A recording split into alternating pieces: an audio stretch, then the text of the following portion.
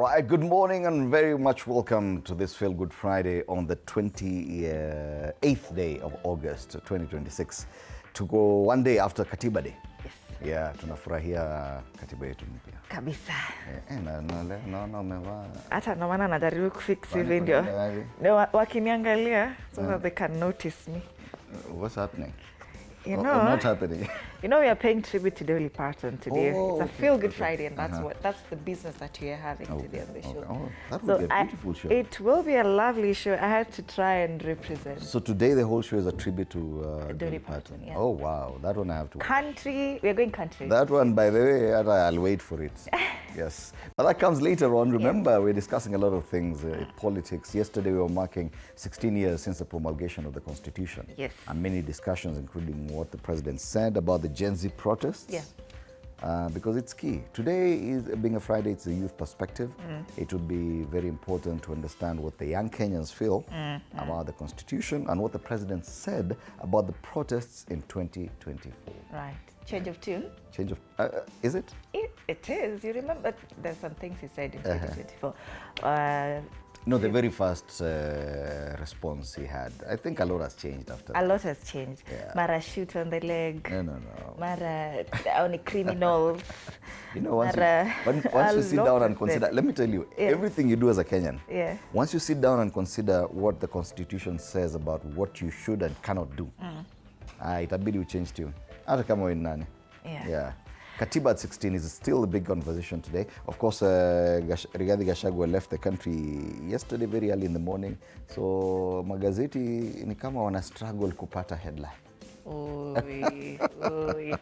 Na leo ni ile siku police officers wanapata new uniform. So by tonight, by the way, utasimamishwa na mtu na ujui ni kama ni askari ama si askari. Because you're not sure. Yes. Rais ako kiganja leo. No, but I think they need to do something very serious to, so that Kenyans can understand that this is a police officer. Otherwise, if you come arrest me in some uniform I don't understand, when soldier. Yes, but that's why we are telling you that is happening today. So when you meet someone, mtu akikusimamisha, ujue uniforms are changing today. Police uniforms. Today, beginning today. Right. Yeah. So, interact with us on our socials, TV47 Kenya on Facebook and on YouTube. On X, it's TV47 Digital. We are live on Vibe 47. Once again, this is an app. Download it on Play Store or App Store. Yes. Use the hashtag TV47 Breakfast, hashtag Feel Good Friday, hashtag Soinietu, hashtag Dolly Parton, hashtag ni mingi. My handle is at onion_Dina. Yes. All right, let's take a look at the weather. Your handle. My handle is at Freddy Ndimuli on X.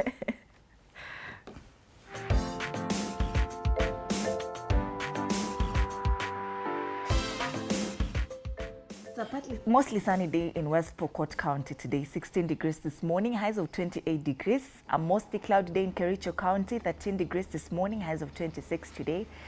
In Kitui, it's a mostly cloudy day, highs of 28 degrees this morning. It's 16 degrees. That's as far as West Pokot, Kericho, and Kitui counties are concerned. Uasin Gishu, it's a mostly cloudy day, 9 degrees this morning, highs of 27 degrees. A cloudy day in Nyeri, 13 degrees this morning, highs of 24. And Nairobi, it's a mostly cloudy day today, 14 degrees this morning, highs of 26 today in the capital city. And that's the state of the weather.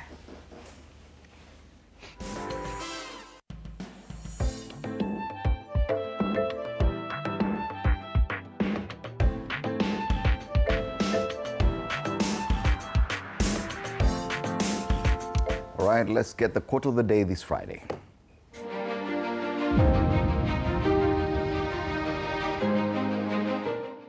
Remaining silent in the face of injustice only impedes progress. Speaking up for what truly matters is crucial for creating change, whether in your own life or the wider world.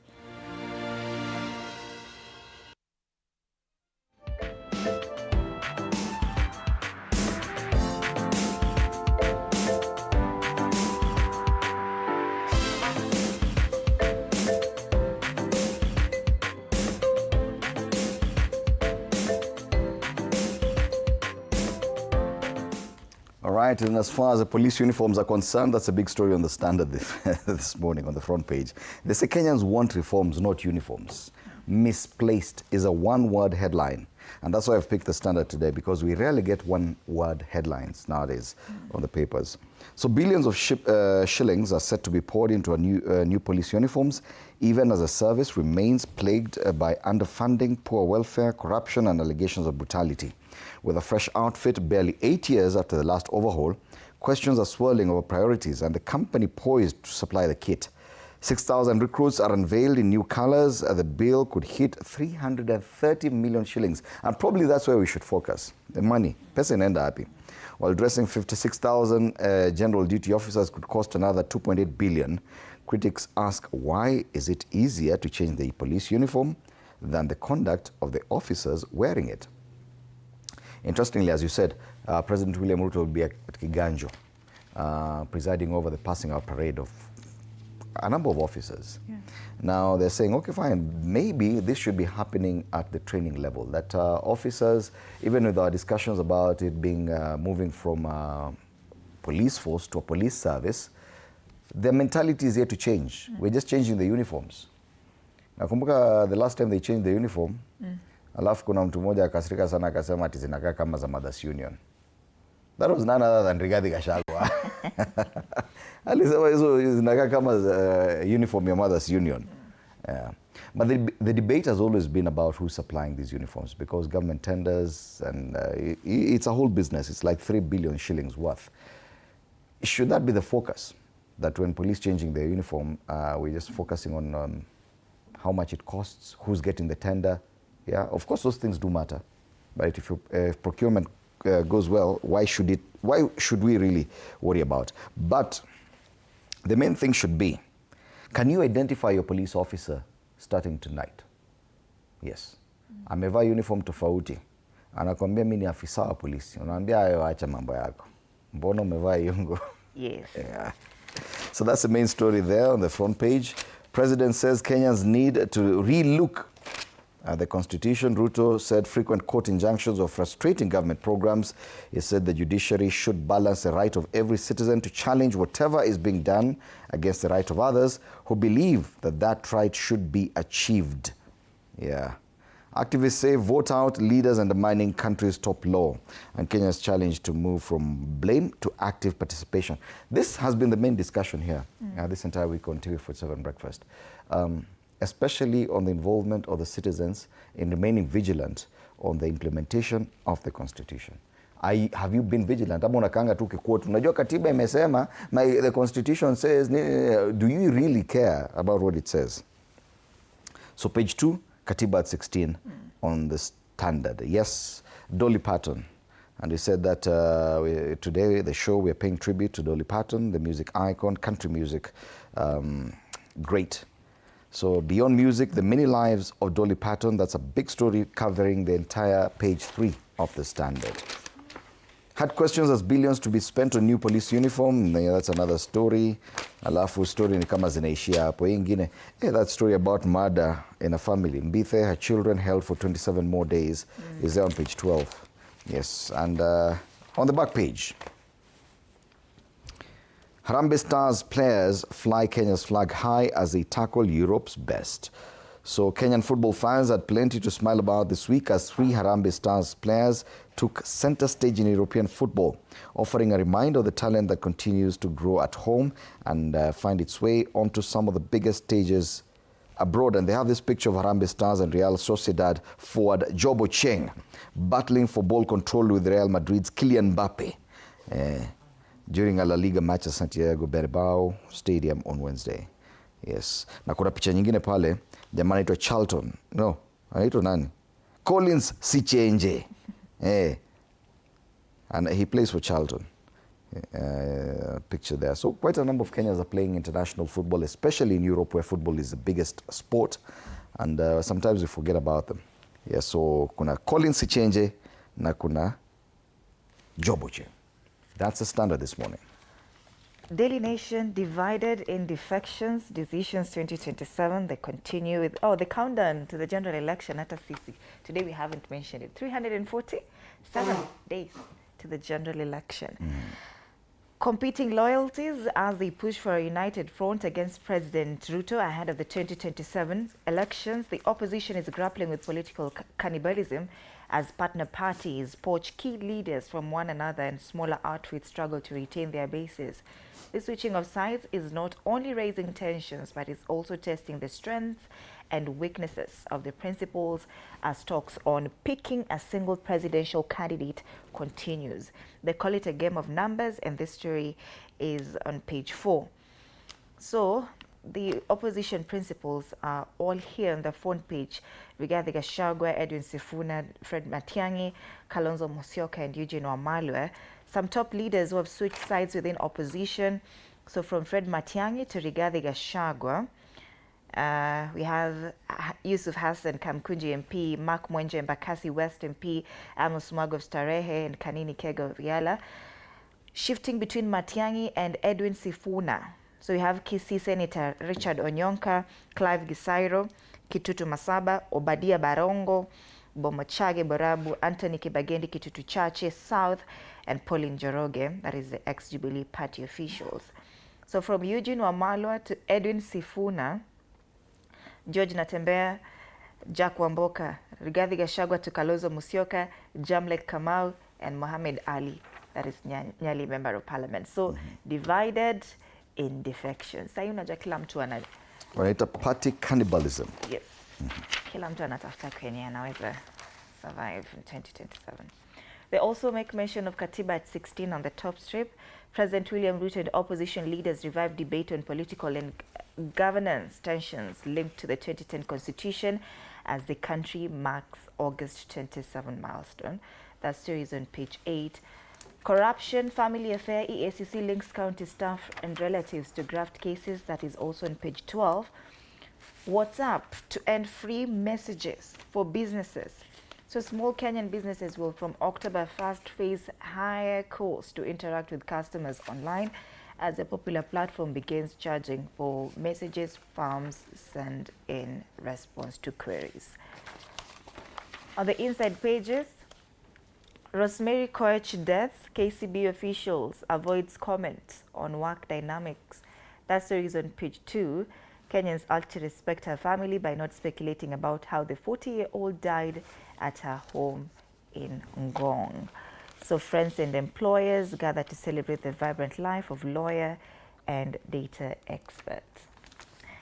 MPs plan to hand KDF more say in military collaborations. So the Kenya Defence Forces will play a major role in determining whether Kenya enters into a defence cooperation agreement in future if members of parliament approve the various proposals under consideration. That story is on page 3. Yes, party cannibalism risks implosion of opposition. Elected leaders are abandoning Jubilee Party and DAP-K for stronger political vehicles. That story once again is on page 4. Opposition failed to reach deal on key issues. So Sifuna and Rigathi Gachagua appear to be the biggest beneficiaries of this defection. Yes. But there's also to be noted that Nyali MP, Oleji Chopevu, yes. Mohammed Ali, is a big supporter of DCP party leader, Amanda Wiper. Yes? Yeah. Na Jamle Kamau, also a big DCP party supporter, has also moved to Wiper party. Why are they exactly doing this? You know, that's a bigger story. Like contests in Mombasa, contests in Nairobi, it really depends on which party you're running on. And that's the reason why some of these people are switching parties. Like, for example, how would you run for a seat in Mombasa on a DCP party ticket? Yeah. DCP is not that big in Mombasa. So that's why, but Wiper is way bigger. That's why someone like Mohammed Ali would opt to switch to Wiper party, still within the United Alternative Government. He's a party official in Wiper, right? Mohammed Ali. Even there are rumors that Babu Owino could switch to Wiper party. You know, he's an ODM member. Yeah. But if he wants to run for governor in Nairobi and James Gakuya is already in DCP, then how does Babu Owino run for governor in Nairobi? And ODM does not support him. Probably he'll be moving to Wiper party. Aisha Jumwa moved to Wiper because Wiper actually has a great following, especially in regions around the coast. So you will see a lot of these things. Don't be confused. We are here. to explain. On the back page, Kenyan stars headlined for key global championship. Kipyegon, Odira and Chebet to miss World Athletics Ultimate Championship for different reasons. So Budapest will host a gathering of the sport's biggest stars for September 11th to 13th World Athletics Ultimate Championships. That's the Daily Nation. All right. Let's move on to the Star. The Weekend Star is a heavy paper today. I've looked for the physical paper. I'm not finding it. So diplomats rush to meet Sifuna and weigh his State House bid. We see this when someone's political prospects start rising. Diplomats, ambassadors, and leaders of different missions usually try to align themselves with someone who could possibly become president. One of them now, of course, it's Sifuna. I've not seen that with Rigathi Gachagua. Have they been meeting Rigathi Gachagua?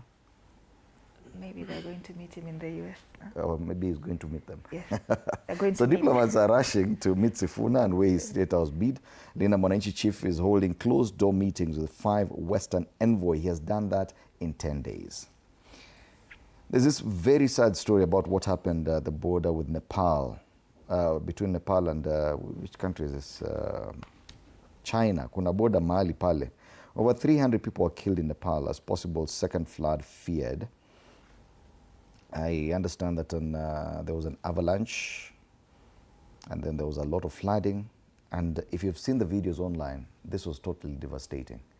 The kind of flooding, flash floods destroyed proper infrastructure, bridges, towns, and everything. And hata wale watu walikuwa nakimbia, hakuna mahali unakimbia. Even if you're running, if you've watched those videos, there's nowhere to run to. And this happened, I think, on Monday this week or Tuesday.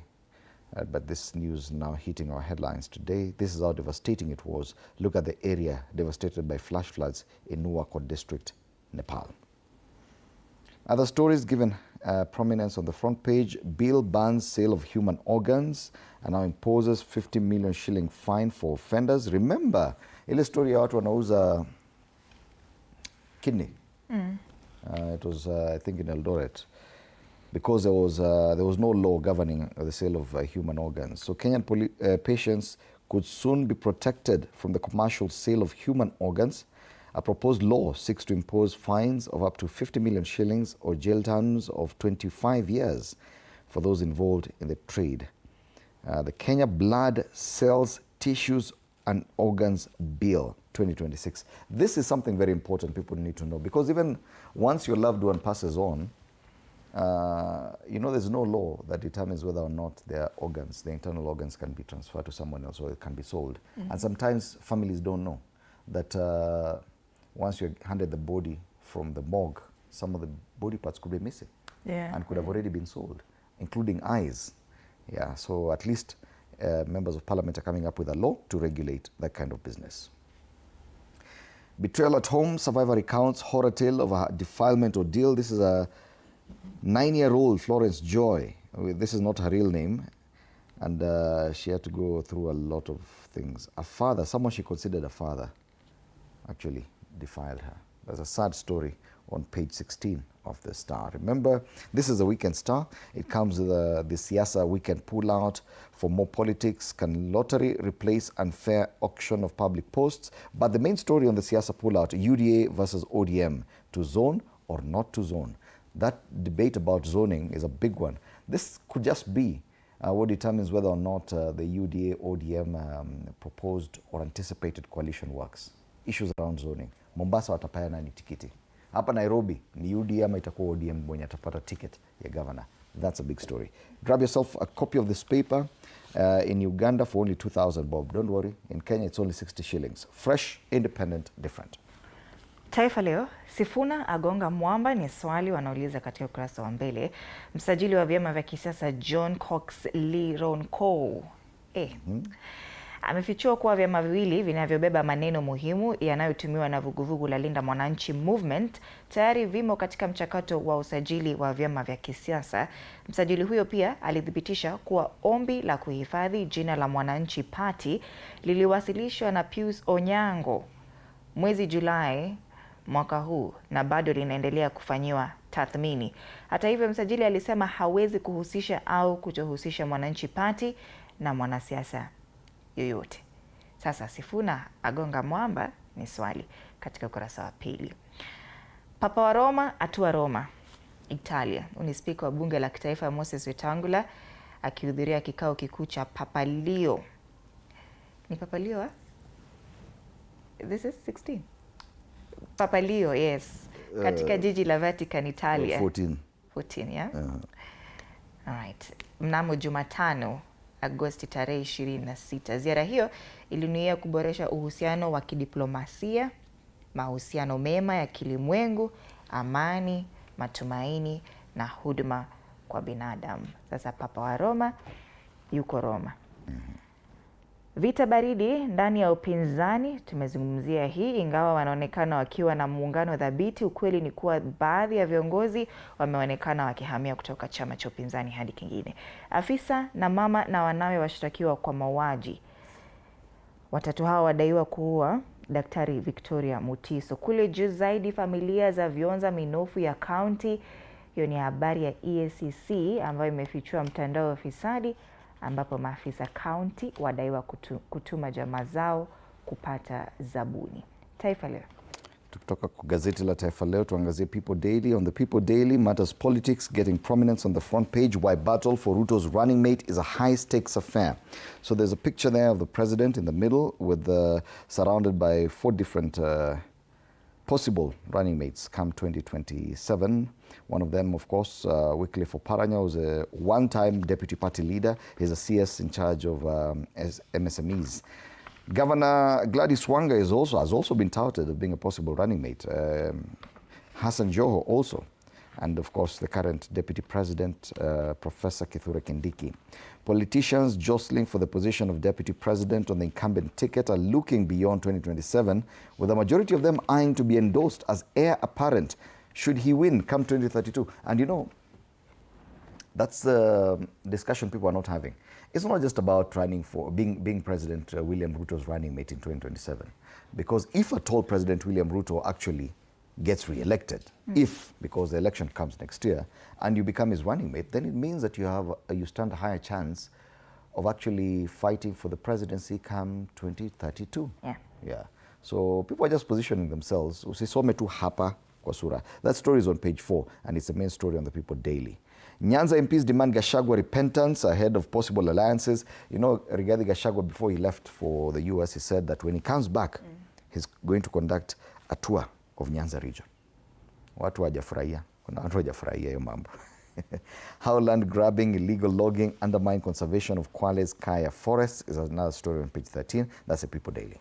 Business Daily very quickly. Tycoons splash 133 billion shillings in fight for cement market. The billionaires are eyeing construction boom dividend, and new plants and takeover deals grip the sector. The value of the Bamburi clinker plant unveiled by Nadi cost 38.8 billion shillings. So Nadi is the Amson Group Managing Director.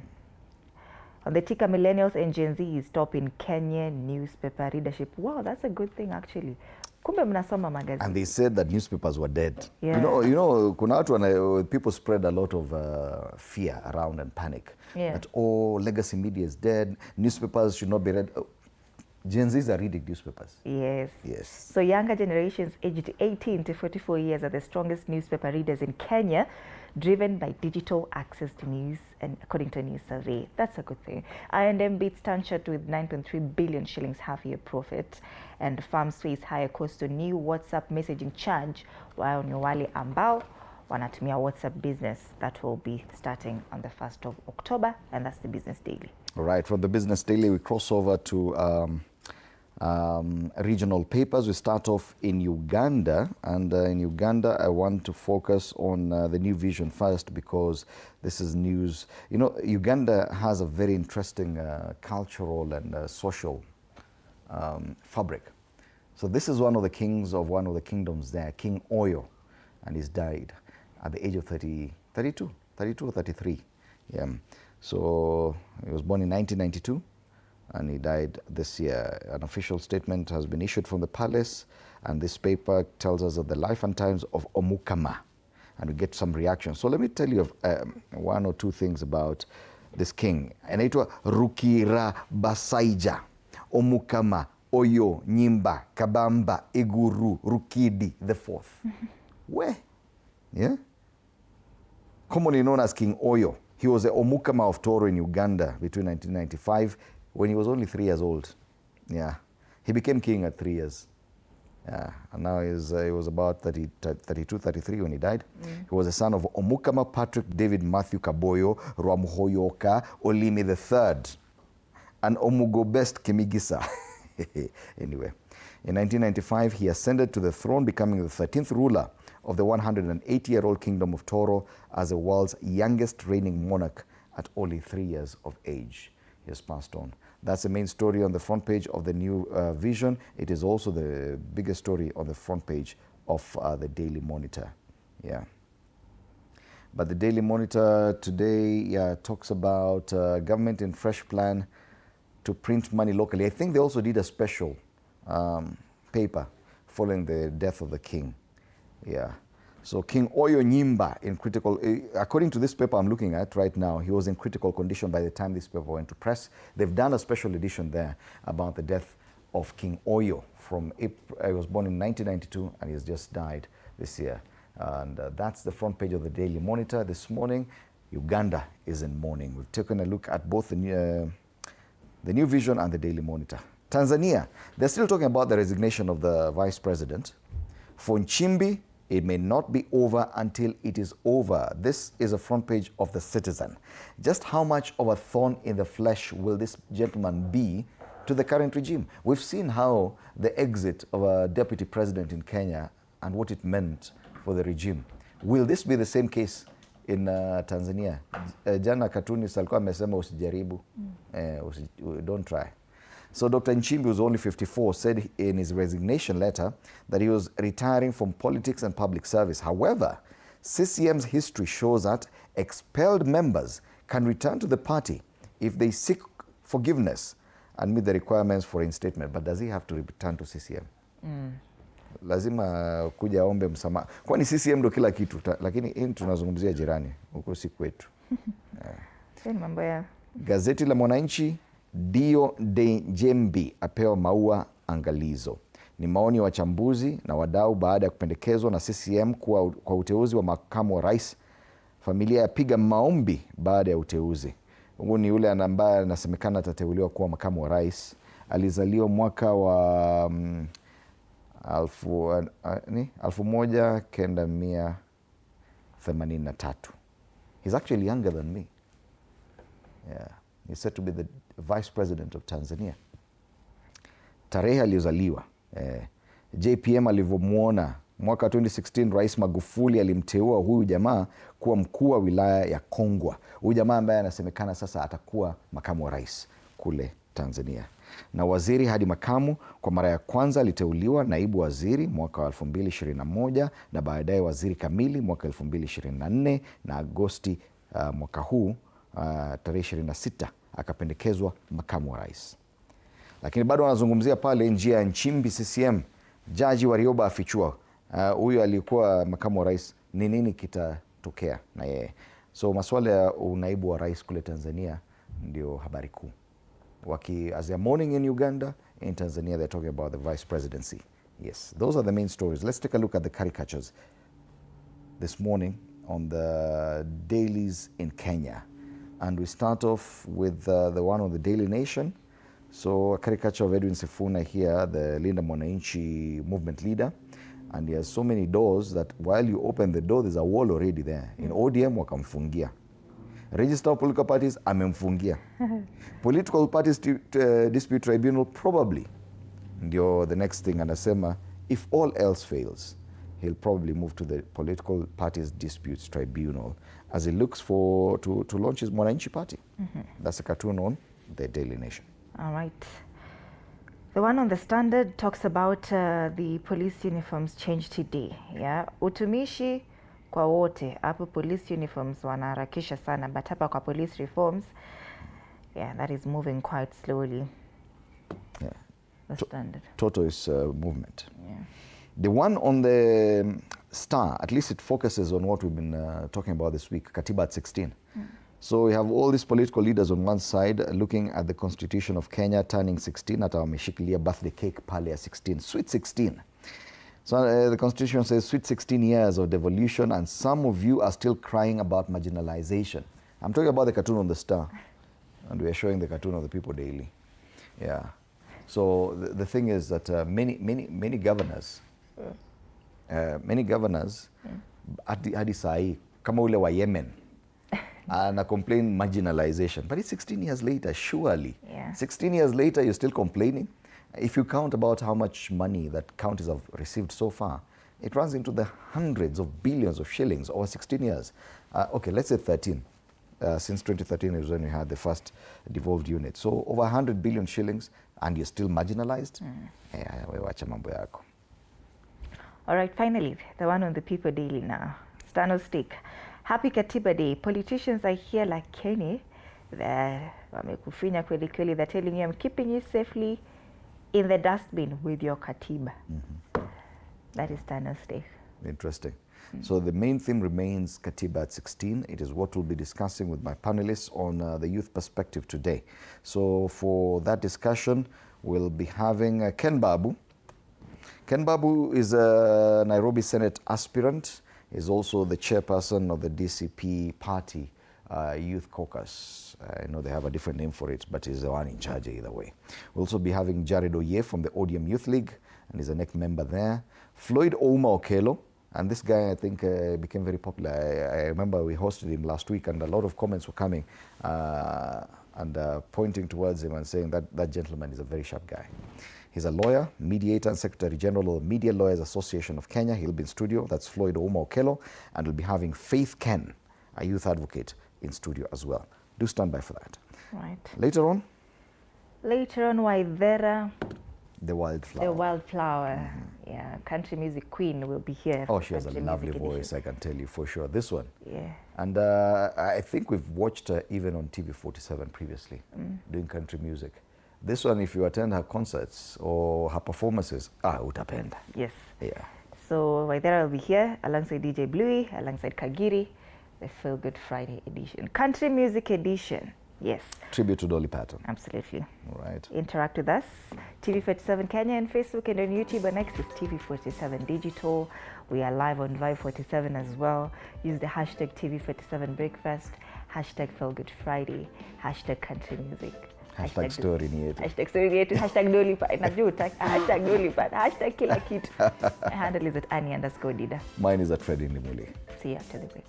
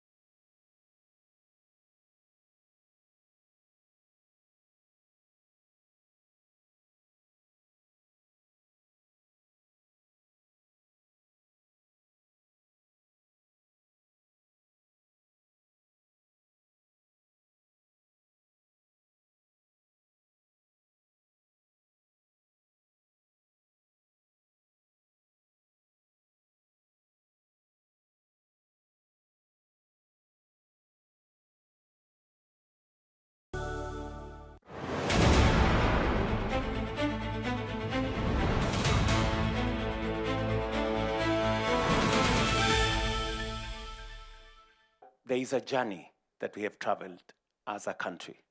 And as head of state of this country today, I am very proud that this Katiba Day is not just another occasion. It's not just another celebration. It is a place where we call ourselves and ask ourselves difficult questions. Have we done what the Constitution expected of us? And why I am very proud about this moment is because I have managed to bring the country to a place where we can candidly ask ourselves questions. Last week, I was here in KICC on one of our primary subjects, that is universal health coverage.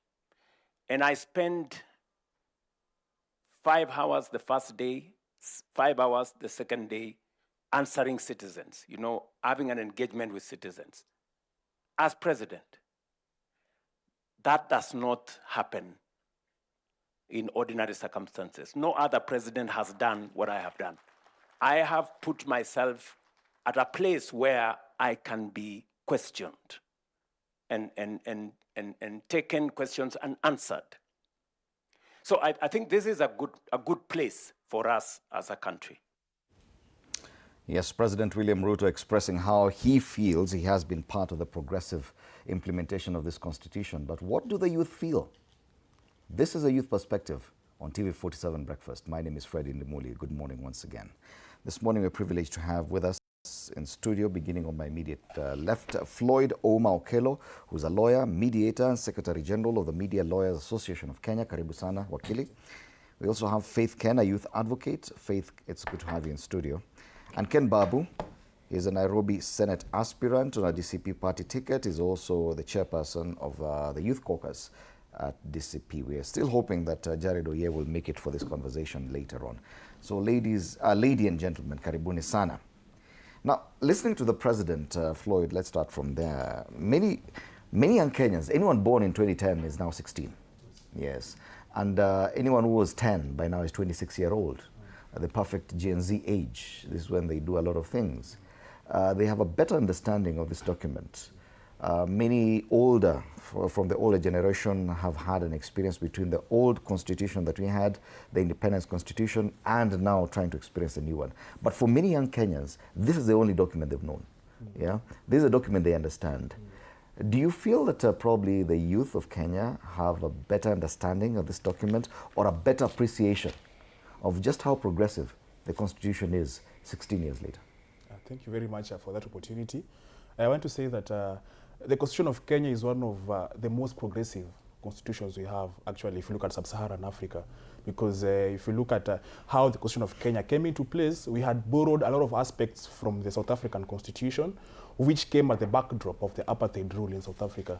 Also, if you look at, we also borrowed heavily from the American Constitution.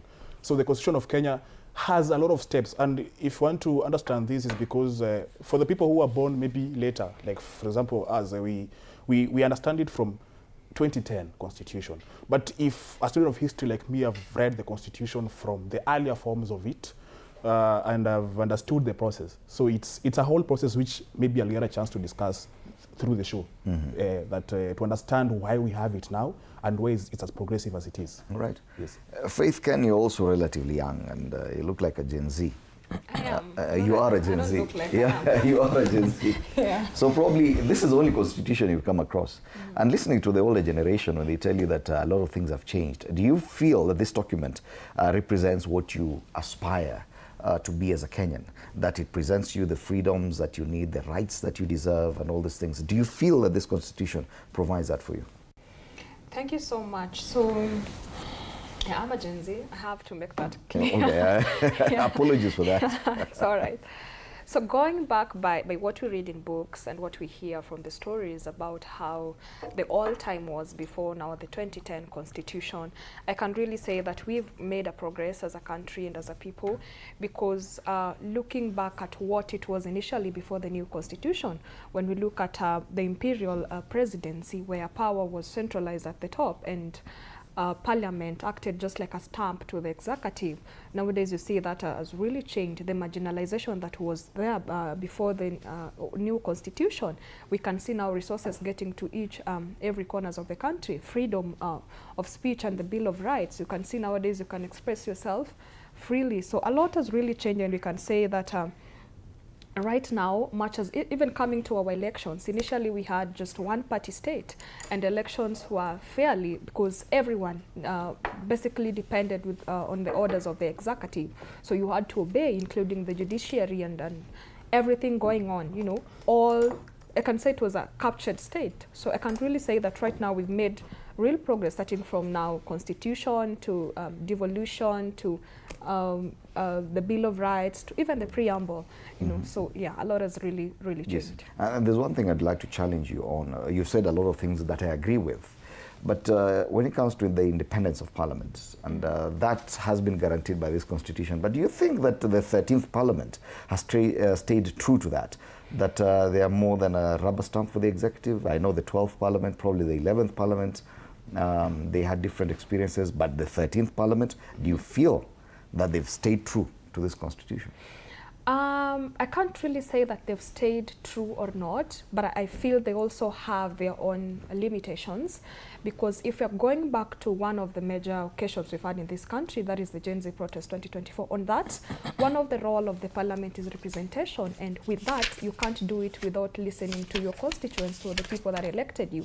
So on that, one of the things that you could have done was listening to their constituents, who at that time were the young people, when they said, you know what, we don't want this bill. And it's as far as the relationship with the executive, that's why I'm asking. Because you said that previously they just played the role of rubber stamp to the executive. That is where I was coming to, if you just allowed me finish.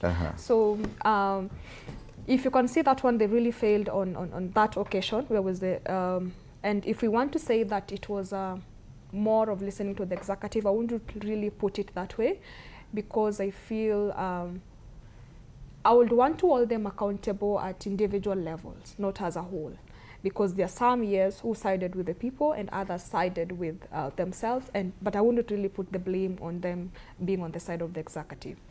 Yeah. All right. Ken Babu.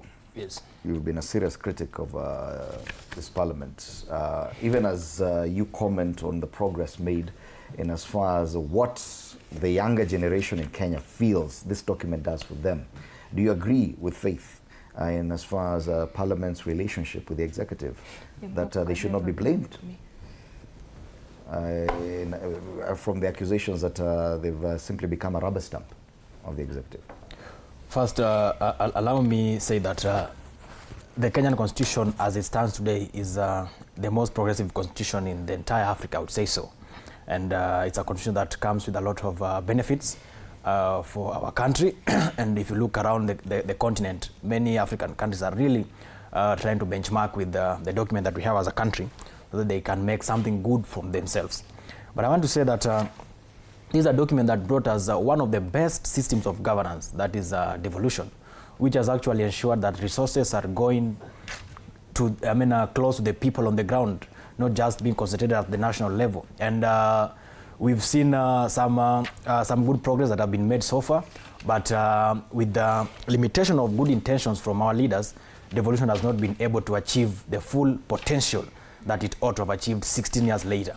So as we discuss, as we take stock of the contribution of this constitution, we have to be alive to the realities of the fact that we've had leaders in the positions of power who have not been intentionally implementing this document.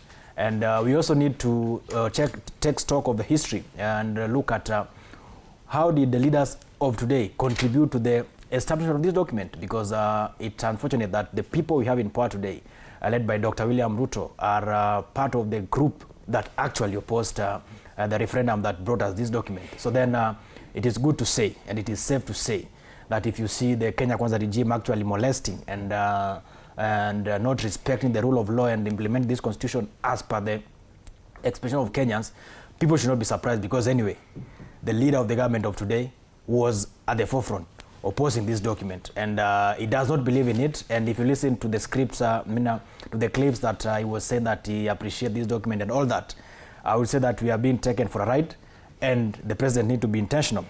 Two, let me say that this constitution has actually clearly dictates the independence institutions. But if you look at the relationship between the Parliament of Kenya and the executive, the 13th Parliament has proven beyond reasonable doubt that they are a branch of the executive, and actually they are co-presidents. They only implement what has been directed from the executive, which is very unfortunate. And to some extent, this thing has been taking shape into the judiciary, save for few legal minds who have stood strong and have called presidency and the executive to order. But I want to say that there is some level of dependence from the executive side. Allow me also say that this document gave us many freedoms. Just to mention a few: freedom of speech. Today, Kenyans, in 2024, we saw it when Kenyans walked to the streets and called out the president and called out the government of the day and told them what they want to be done and what is going wrong. And to some extent, the executive was able to listen through. Freedom of association. Today, if you look at how things are moving around this country, I have the freedom, the liberty to associate with everybody, anywhere, any day. But I want to say that there are some leaders in this country who are actually working so hard to take us behind. Because if you listen to some elected members, for instance, I saw a clip of some elected members from my region, Luo Nyanza, saying that the former Deputy President Rigathi Gachagua should not imagine of stepping foot in Luo Nyanza. But then, if we are going to have such a conversation, if we are going to have leaders spewing such retrogressive statements, then where do we put this document as far as freedom of speech association is concerned? Because two things I want to say. We have a constitution that gives everybody the freedom of association. You are allowed to move around this country. But I want to say that if these few Luo MPs believes that this document is the document that Raila Odinga, the late, went out to fight for, went out to push for, then this such a statement should not be coming from them. And I want to just put them on record and say that they need to understand that the era of political isolation and ethnic balkanization is done. Because listening to what they were saying, yes, they were trying to isolate a certain community from associating with the others, which is in contrary conversation with what the constitution dictates. Right. So then I want to put it to rest and say that we must agree that Kenya is a democratic space. The constitution dictates that you are allowed to associate and interact with everybody across the country. And therefore, I don't expect elected leaders to come onto the TV and say that Rigathi Gachagua, because he's a Kikuyu, should not go to Luo Nyanza.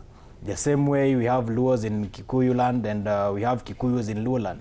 Leaders should give space to my sister here, go and stay in Olkalau if she wants to. I should also be given space to stay in the mountain, and Mountaineers, even we have to interact. Right. If we go that direction, we are going to honor this document, yes, and we are going to actually work and live as per the dictates of the Constitution. Yes. Floyd, for the past 16 years, a lot of the implementation of this constitution has been left to the political elite, which is made up predominantly of the older generation, yes, yes, people who experience the other constitution. Do you think that probably that has slowed down the level of implementation, that these people are still stuck in history and their understanding of what government and presidency and what it meant, and probably that has curtailed their level of assisting in implementing this new document? Thank you very much. And that's what I was saying, when I get an opportunity, I will try to give a context to it. That's why you understand how the constitution has really evolved to where we are, and why the old people, the political class, has this monotony of trying to capture the government and trying to do it in their own style, and disregarding what this document says. Now, every time I usually indicate that I work with this document, because the Constitution of Kenya 2010 is a living document that addresses real issues in real time, in the real-time space. If you look at our history as a country, it would be very bad if we ignore the history that our country has had. For example, if you look at the earliest forms of what a constitution was, it dates back to, it's something that, again, I will say it's not a new concept. It has been there for a long time. And if you look at, historians will tell you about the codes of Hammurabi, which had 282 laws. 262 laws in them, the codes of Hammurabi. And if you come into now the Kenyan context, you'll see that the Kenyan constitution, the earliest forms of what you had of a constitution was the Littleton Constitution of 1954. That was one of the earliest forms of a constitution that we had. It was a very progressive constitution, but the problem is the Africans did not understand it. So they opposed that constitution. That is 1954. That was after the state of emergency by Sir Evelyn Baring. But remember, during the state of emergency, some rights were suspended during that time. So it was a learning point for the Kenyans. In 1958, we came up with something called the Lennox-Boyd Constitution of 1958. Again, it wanted to increase the number of ministers in parliament. Again, the Africans denied it because they felt that there was no public participation. That's why it's very important in a constitution, public participation. They were not involved. So it was not their document. If you look at the 1960, 1962, and 1963 Lancaster House conferences, which brought out the new constitution, the independence constitution of 1963, you will see that our Africans were much involved. KADU, Kenya African Democratic Union of Rwanda and Ngala, and KANU, the ruling party, or the party of Jomo Kenyatta at that time, were all involved in the Lancaster House conferences. And they came up with the 1963 constitution. But what did this constitution actually achieve, and what did they do with it? Now, moving to 1966, what happened is that that constitution had a bicameral type of parliament, whereby we had the Senate and the National Assembly. So it was a bicameral. So what happens in 1866, there's amalgamation of these two houses. So they abolished the Senate. So we remain with only one house actually operating. Then moving to 1969, they bring in new laws that centralize power around the presidency. So the president becomes like a supreme leader whose powers, he could even make roadside announcements for ministers and even actually could send home some ministers also from the roadside. And the president was very powerful. Now, if you look at that, is 69. Now, if you move through Kenyatta's tenure, a lot of changes come in, and we now come into the 82, the Jua state, whereby now Kenya is declared a one-party state after what happened with Zakayo Chuka and the attempted coup d'etat on Moi's government. And moving into the 90s, whereby there was a repeal of Section 2A of the Constitution then to bring in multipartism. And of course, we saw what happened with the multipartism. So we move that way, and we now come to the new struggle for a new constitution. And if you look at now, we talk about the Bomas draft, whereby the citizens themselves sat down and said, we want this constitution. Now, the Wako draft, the Bomas draft, and the CKRC, the Constitution of Kenya Review Commission, coming up with the new constitution under Yash Palgai, Professor Yash Palgai, a constitutional law professor. So if you look at all these things, they really informed the new constitution. First of all, the horrors of 1952, the state of emergency, whereby some rights were suspended. It brought about the Article 25, non-derogable rights that you cannot suspend even in case of a state of an emergency. If you look at the powers of the presidency, the executive was too powerful that we needed to bring separation of powers so that the judiciary was not, the executive was not that powerful. So we tried to water down the powers of the presidency. But again, these powers had to be checks and balances on the powers of the presidency. And the Bill of Rights, look at what happened in the 80s and the 90s, whereby our rights were not being followed, and a lot of human rights violations. That brought about the Bill of Rights, Chapter 4, that we have today. So it has been a history, and as a country, we learned through these hard times. And that is why, even when we talk about political parties, the strengthening of the institutions of government, and the independent institutions of government under Chapter 15 is because we believe in them. And the political class, the problem with the political class, if you look at everybody, even if you look at our magazine here, most of the leaders at the front pages, these were the YK92, the students of Moi.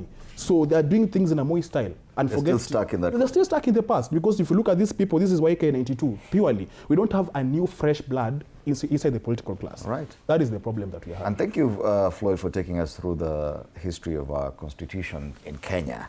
And this is one of the young Kenyans who really understands the history of this country. And as far as constitution making is concerned, we continue this conversation after the break. You're watching TV47 Breakfast, Katiba at 16.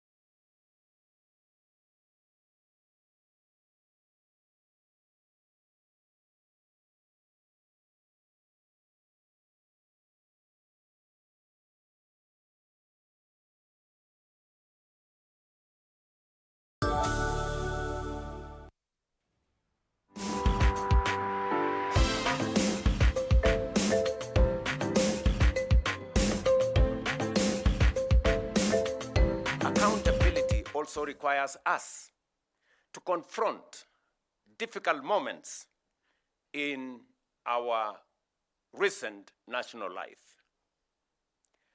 During the protests of 2024 and those that followed, young Kenyans and other citizens exercised their constitutional freedoms to speak, assemble, demonstrate, picket, and petition public authorities. Their message was clear. They wanted to be heard. They demanded greater accountability, better government, and a meaningful place in shaping the future of their nation. Those demands were not an assault on democracy. Peaceful protest, criticism, and dissent are essential to democracy. Yet, those protests also presented our republic with a profound constitutional question. How do we protect the citizens' right to protest while at the same time fulfilling the state's obligation to preserve constitutional order? The Constitution itself provides the starting point. Article 37 protects the right of every person peaceably and unarmed to assemble, demonstrate, picket, and present petitions to public authorities. That protection must be real. No Kenyan should lose their life, liberty, or dignity merely for criticizing government, expressing an unpopular opinion, or participating in peaceful demonstration. I recognize the pain that remains from the events of that period. Some families lost loved ones. Serious allegations were made concerning unlawful arrests, enforced disappearances, and the excessive use of lethal force. We cannot honor the Constitution by looking away from such allegations.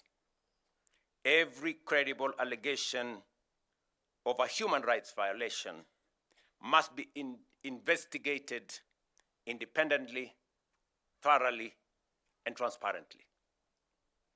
Where wrongdoing is established, those responsible must be held accountable in accordance with the law. At the same time, defending the rights of peaceful protesters does not require us to excuse crime committed under the cover of protest.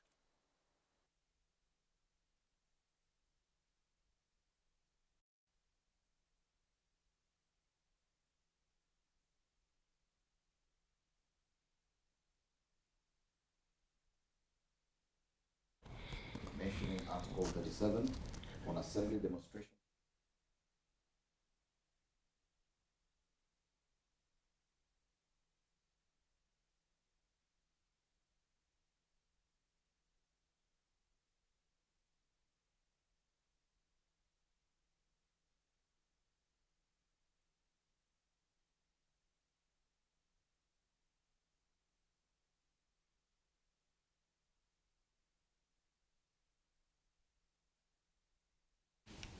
And even as I ask you this question, I'd like to welcome Jared Oye from the ODM Youth League to this conversation. Thank you, Senator Jared. Thank you. But Faith, listening to the President talk about the events of 2024, how does that make you feel? Many have criticized him and his administration of violating Article 37 on assembly demonstration and picketing. Listening to him right now, do you feel that he's genuinely talking about a progressive document? Thank you. I feel that it's good that it's a conversation we are having now, especially coming from the president, because, you know, after the happenings of 2024, things just went shut when it came to those we had lost on the streets, especially from the executive. We didn't hear much from them. So I feel much relieved that now we've come to a point where we can have an honest conversation on what happened to it, and now just to call for accountability and for a review of what had happened. And I think it's a good progress, and just to bring in the relevant authorities to look into it, because I feel it should have never happened in the first place. Nobody should have lost their lives in the streets, especially those who are on the streets very unarmed, you know. It was something that should have not happened in the first place. So it's a great relief that we're finally looking into it, and now the day being a great day, we're celebrating our constitution at 16. So yeah, I feel relieved that it's a conversation we're having, and I hope that IPOA also take it from there, so that we look into the time where we don't have to wait for justice for like 8 or 10 years or 16, if there's a way we can bring them, so that these parents to not be on the street each and every day calling for justice for their children. And even the courts, or even the police officer, the reforms that were put into place, why should we not implement them so that we don't see it happening again? You know, we don't see people each and every time young people are on the street, or just anybody on the street, it's happening again. So I feel all the bodies should come together. From the police, let us implement the reforms now. From the IG, let everybody take their job seriously. Coming to IPOA, we need to see these investigations, not just leaving them at letters or at reports. We see people coming in together. Even the parliament, you know, put some pressure into the judiciary, put some pressure into the court, so that we see these things coming very fast. Because I feel so sad when we have to wait for like 8 years. There's someone starting talking about justice in 2024, going to 2030, you know. It's really painful for a parent. And that's the tragedy we face, Jared, that there's a lot of lip service paid to this constitution and towards the implementation of the same. It is 2 years since the unfortunate events of 2024, where many Kenyans lost their lives. Yet, Article 37 that the president quotes so eloquently provides for the right to peaceably and unarmed assemble, demonstrate, picket, and present petitions to public authorities. This right was clearly violated in 2024. 2 years later, nothing much has happened, apart from reports of compensation, because we still are not certain about who got compensated or not. Do you believe that the political class, including the president, are really serious in as far as following to the letter? First, good morning to our viewers. Sorry, I'm late. It's okay. And I would also like to add my voice to the ongoing conversation. I think it's not only starting here, it's a conversation that have been around. Fred, the state, and I think the new constitution that my brother was breaking it down, is the independence and the commissions that we are having in the country. This responsibility does not lie solely with the president. We expect, like my sister Faith is putting it, the IPO and other commissions that we are having in the constitution to operate and to deliver the justice to our people. The presidential address, Jana, I think the president is at Damascus point. I mean that he realized that mistakes happened in the 2024. But we are forgetting that this was not the first time. In most cases, we have been trying to solely discuss 2024 in isolation. We have been having the police brutality since time immemorial. From we remember 2023, 2024 finance bill. We had those on the street.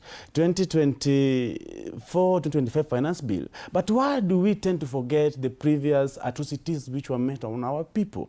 On this presidential address yesterday on the Katiba at 16, I think President is, for some of us, we feel that maybe he's now remorseful on what happened. But we need to fast track the... Is that what you get, that he's remorseful? From the address that he gave yesterday, the president realized there were mistakes which were made then, and we expect him to live by the words that he delivered yesterday. But again, this should not solely lie with the president of the country.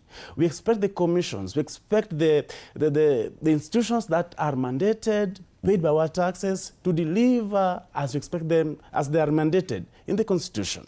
All these commissions that are around here that we are having, I think they are not flower commissions that we are having, including IPO and other institutions. They're coming to the judiciary as well. My sister Faith have talked about the delay in the justice. Why having the delay? The delay in the justice is not on the executive arm of the government. It is on the judiciary arm of our government. And besides that as well, on our investigative agencies as well. Why do they take long before they deliver the justice? And again, in the same breath, in most cases, they have been giving maybe judiciary a porous investigative documents. In most cases, they are so weak that they can't be defended. So these things, as we are trying to put them, we are in a country that is no longer having a president that is having, as my brother was putting it, that is having all powers within him. We have other institutions, we have our commissions, which are enshrining the Constitution that we expect them to deliver for us. But I think that's just one of the gaps in this Constitution on the human right and its implementation. When I came in, my brother Ken was talking about political goodwill. This is not only on President Ruto. Ruto has been in power in four years. We had presidents who were there in the past 10 years. What did they do then? Actually, the fourth president supported this document, but he failed to implement it as we're expecting. Yesterday, we had two Chief Justice Emeritus, that is Maraga and William Mutunga. Today, they were in Jivanji, but when they were at the helm of our judiciary, they failed us. They didn't implement this document. So this is where the problem is. But in most cases, when we come into these tables, when we come to these studios to discuss these matters, we want to solely put them on the executive. We need to look into this thing on all the arms of the government, in all the commissions that we are having, and other agencies that are expected to have this document implemented fully. All right, thank you, Jared, for that. Ken, do you agree that yes, probably as Kenyans, we put too much of a burden on the political class towards implementation of this constitution, or it's a president this, president that, the constitution itself provided remedies on how to ensure that it's implemented, even before we even come to the citizenry, and we'll talk about that independent commissions, the Chapter 15 commissions, should be doing their work, and they are not doing it enough. We are left blaming the political class, including the president, for lack of implementation, when we know exactly who to blame, and it is the independent commissions. Do you agree?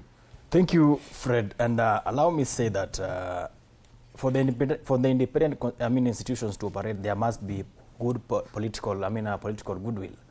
Because in most cases, you realize that when cases reaches the desk of the judiciary, or when you have issues like that involves the IPOA, you realize that there's a lot of political intimidation and interferences. So that is why Kenyans tend to go back to the executive. And we started by saying that there should be an actual independence of operation, even within the parliament, the setup of the parliament, away from the executive. But if you look at the 13th parliament, like I mentioned earlier on, there's too much influence to an extent that the decisions that are made in parliament today are more or less the issues that were discussed in State House, maybe the previous night. But I want to say this. Listening to my president, H.E. William Samoei Ruto, Daktari himself, saying that no Kenyans should lose their lives for criticizing the government. I want Kenyans to listen to me very carefully and get to know that Ruto talking in that TV does not believe in any of the things he's saying.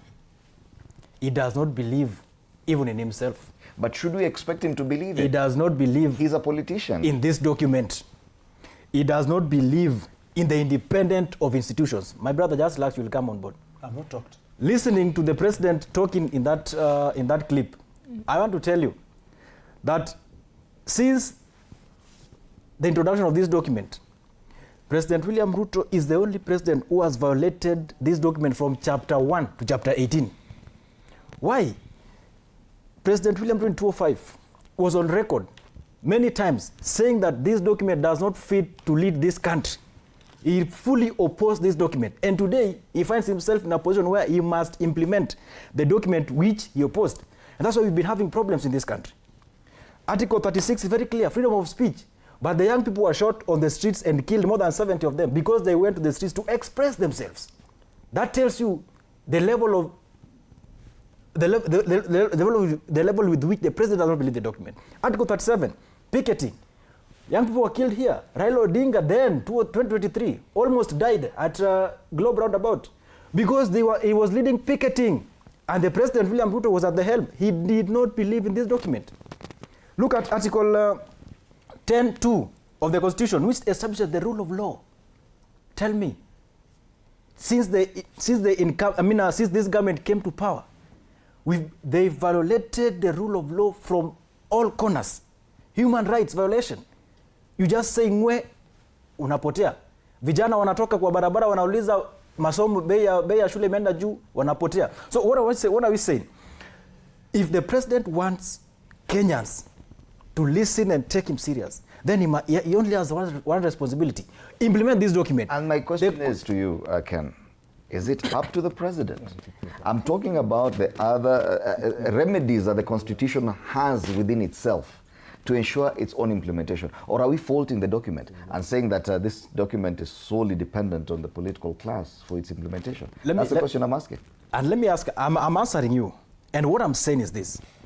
The political class, and my brother, I think my brother alluded to it. What we are seeing here are people from Kanu era. And remember, in the Kanu era, you are working with a different constitution then. And they believe, most of them, unfortunately, the man who was at the center of Kanu operations at that time is the president. When we talk about independence, Fred, independence of judiciary, independence of this, parliament, independence of other independent bodies, NCIC and all that, the power, the buck stops with the political class. Because these are individuals who by extension tend to influence a lot of decisions. But and we know, what I'm saying is this. Just listen. No. Fred, just listen. No. Let me make myself clear. Can we not land? The question is, this document, are we faulting the document? Are we saying this document was not foolproof? That it can actually self-actualize without the influence of politicians? Because I think, and this has been a problem and I've observed, that we are so dependent on the political class to actualize this implementation of this constitution. Yet the constitution, the framers of the constitution ensured that there were mechanisms within the document itself to ensure self-actualization of the document.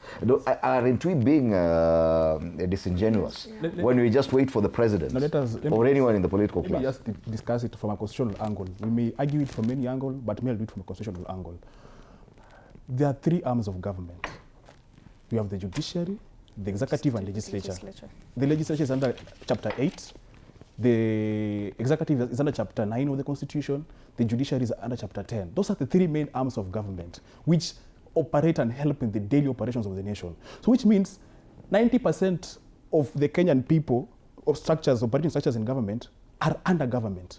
So you cannot fault the citizens. Basically, if you look at what our responsibilities are, they are very clear on what we're supposed to do. That is on the issue of it. Article 2.1 talks about how supreme this constitution is, this document is. Article 2 of the Constitution of Kenya talks about how supreme this document is.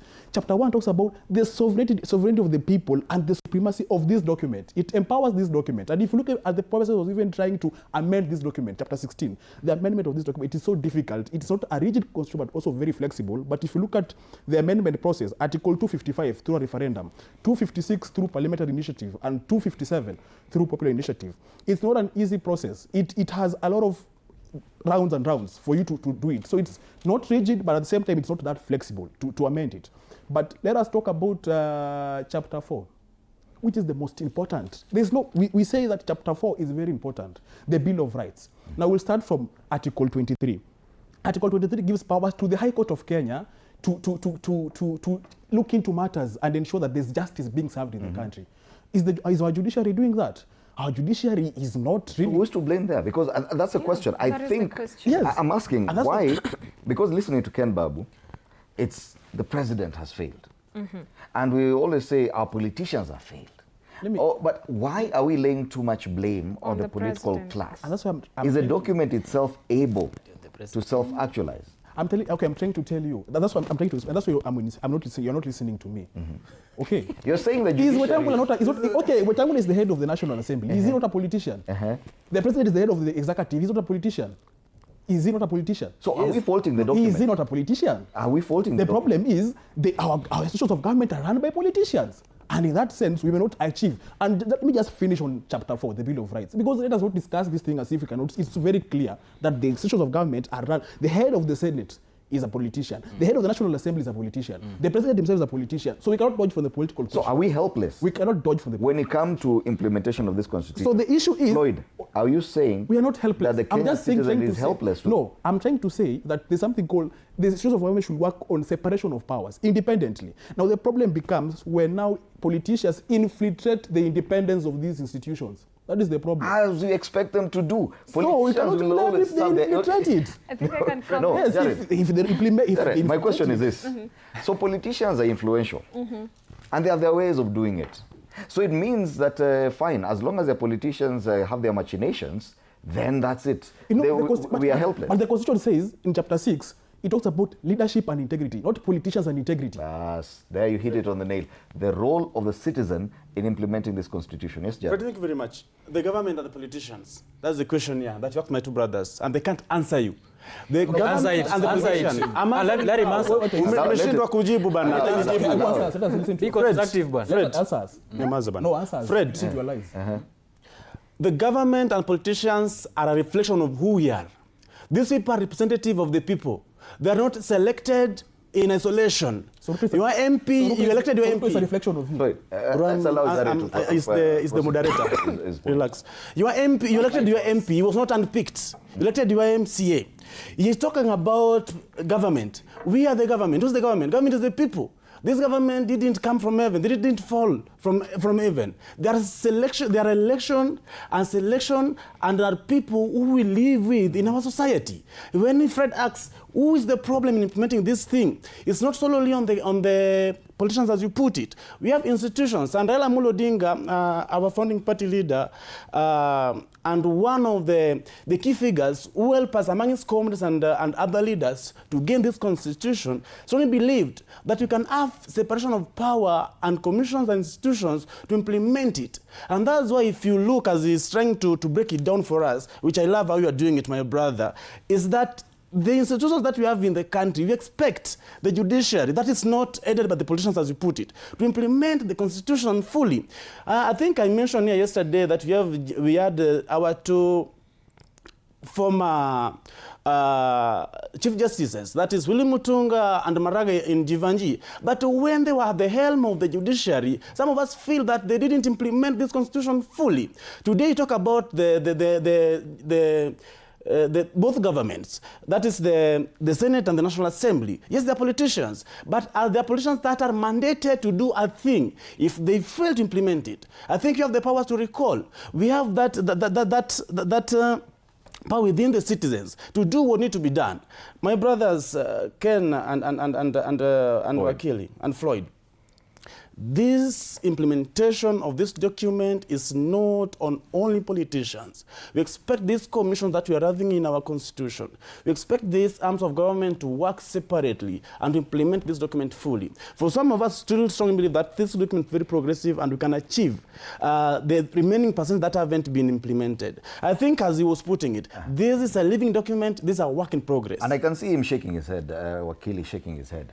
But is it right for Kenya to sit back and blame politicians for not failing to implement this constitution, that they are too influential? This is a document that has placed politicians in a certain silo. This is a document that has decided that the Kenyan, the Mwananchi, even on the preamble, it's we the people, the sovereignty of the people. Yet, when it comes to citizen vigilance in as far as implementation of this constitution, have we done our role? Or are we sitting comfortably back and saying, politicians have done us bad? Yeah, I mean, this president or the other, they've done us bad. First of all, thank you. And I think it's a great conversation we're having today because I've said it a number of times. And I liked how Ken Babu started, but I don't know where he got the mixed up. When he was explaining, when he was giving his opening remarks, he talked about devolution and how county governments had failed. And that is one of the first processes we are taking to hold these people accountable. Because the Constitution gives us the power as the people. And then now we have the work of the president with the executive, then the judiciary, then the parliament. Let me ask you, how many times have you seen a constituency trying to impeach their parliamentarian? It doesn't happen always. But we keep on complaining, these people are not working. We keep on complaining, CDF, where are they taking their CDF money? Even the the governor's budget.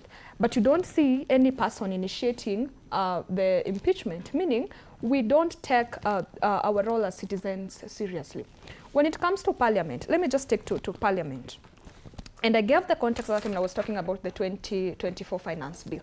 It was basically the parliament's failure, because if you're saying the parliament has been captured, that is not the fault of the president. It's the fault of your parliamentarian for agreeing to be captured by the executive, because they have the powers internally. You know, when we're talking about the judiciary and the justice delaying, it's the failure on the side of the judiciary, because how many times do you appear in court and then why do we have mentioning, then after mention, then 6 months you're told the judge is sick, is on holiday, you know, blah, blah.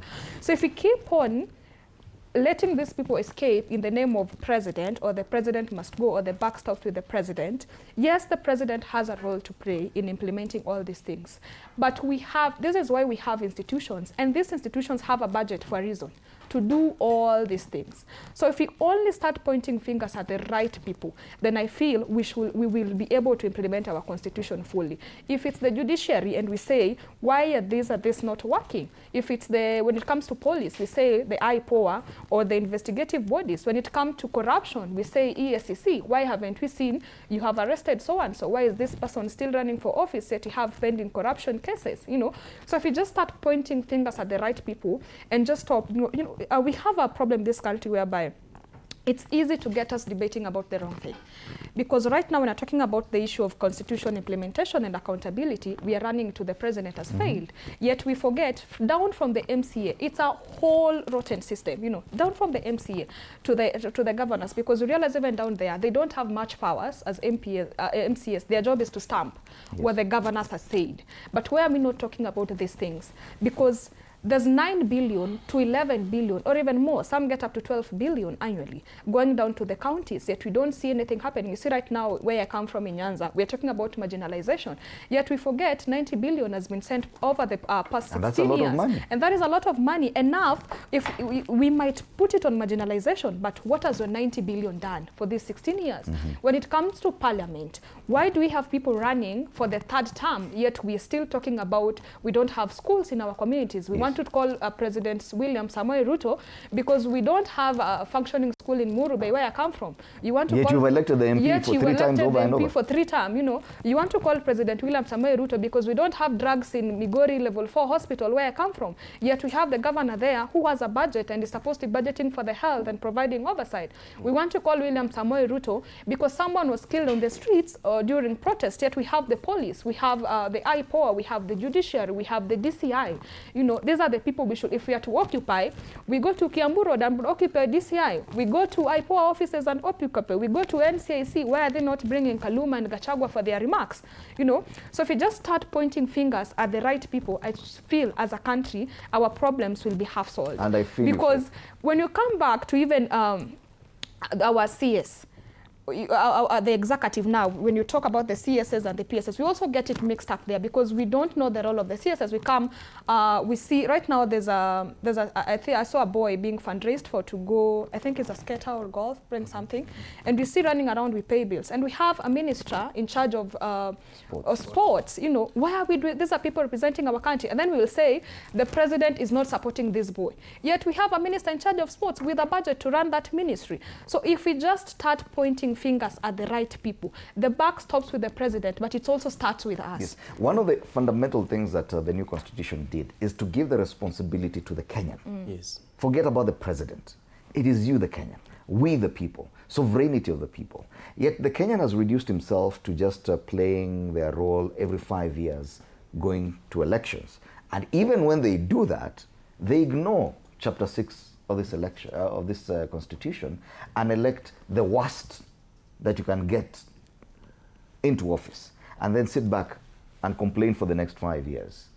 Don't you think that it is the Kenyan, the citizen, that has failed in implementing this constitution? We are blaming the political class, we are blaming everyone else, but it is you, the Kenyan, who has failed.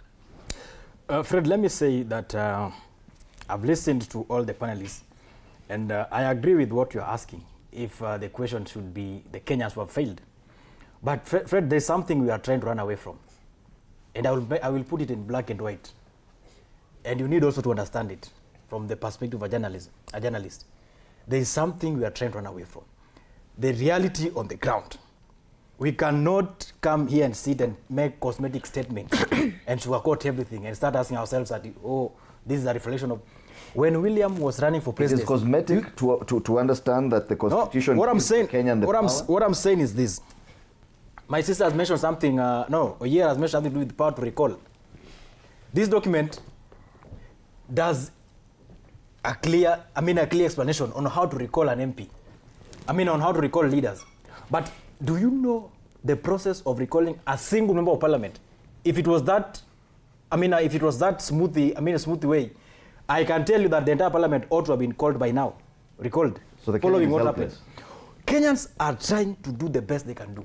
But what we cannot run away from is the influence of political powers. We cannot run away from it. And my brother Wakili was trying to give you something. The separation of powers. It will give me time. You get that? We need to understand that away from just saying that, away from what my side is saying that we should not say that the parliament is captured or pending what? Dealing with pending corruption cases. What you have to agree is that the man who sits at the helm of the executive has got an influence, and whatever direction the country will take depends on his believability of this document. You say that's a reality. Yeah. So what I'm saying is this. The truth of the matter is this. The president is not intentionally about implementing this document. And that one, let me bring it to you. He's just one Kenyan, Ken. What I'm saying is, and he may fail. He may oppose his constitution. Fred, give me time. No. He may fail. No, allow me, Ken, to ask this question. He may fail to implement this constitution. Chapter 1 of this constitution talks about the sovereignty of the people. Of the people. How often does it happen? The president after 5 years? Is one man. That you're saying that if he fails, the document fails. I'm not saying... Is that what you're saying? I'm not saying the president failed the document. That he has to be a perfect person. I'm saying the document is very clear on what needs to be done. But the president, the man in charge of the document, the man at the helm of the leadership, listen, Fred, listen. The man at the helm of the leadership of the country as of today. You see, Fred, we cannot sit here and try to imagine that Kenyans, as far as the document is clear, if the president is not intentional about this document and respect what the document says, we can do anything.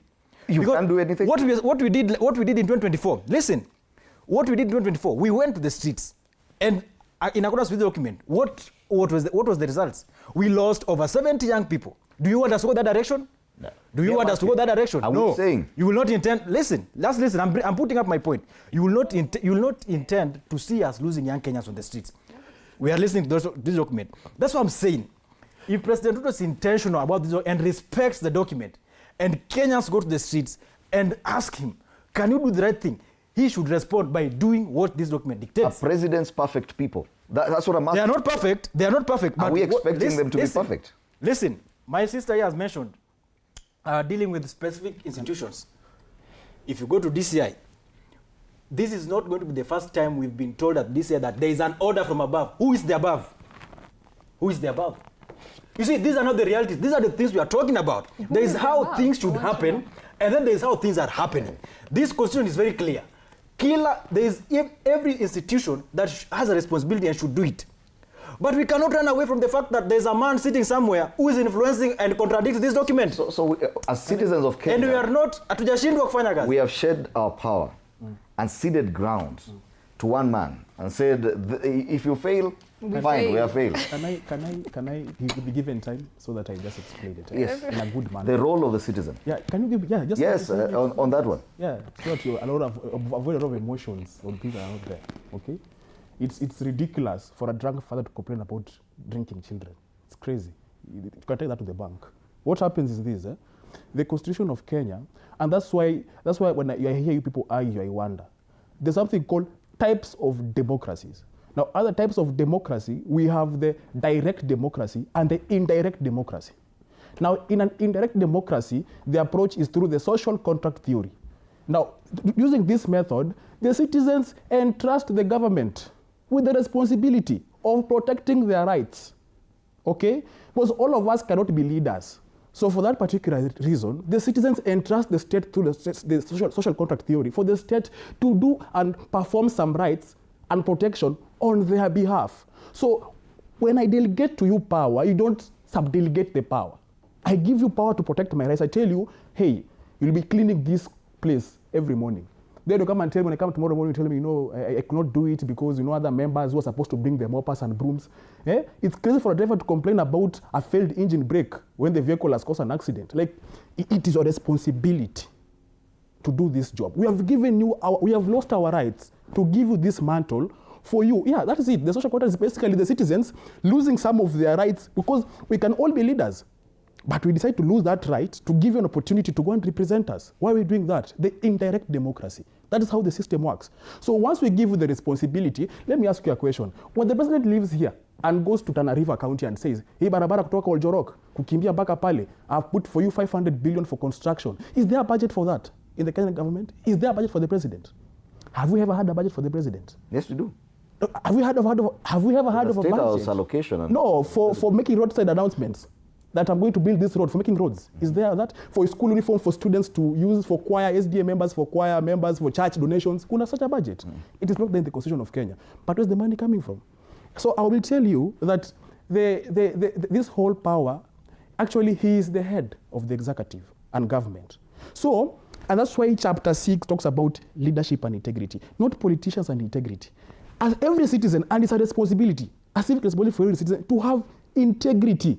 So once we elect you, we expect from the bare minimum that you have integrity as a good citizen.